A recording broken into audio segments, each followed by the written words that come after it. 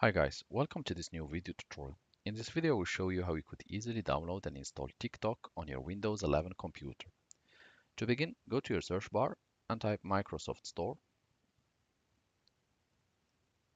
and click on the Microsoft Store app to open.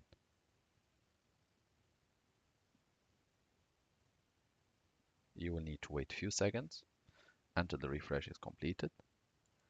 As a next step, type TikTok and hit enter.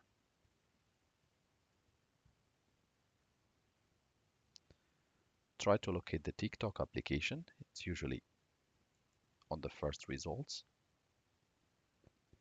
Click install and wait a few seconds until the application is downloaded and installed automatically. Usually this process takes between 20 to 30 seconds, not more, based on how fast is your computer and how fast is your internet. As you can see, it was straightforward. Now we'll be prompted to open the application. We can go ahead and close the store. Click Create or select Create Desktop Shortcut and click Allow. Here the application has been installed, so we are going just to mute the sound for copyright issues. We'll double click to open the application. As a next step, you can click on Login to log in or even create a new account.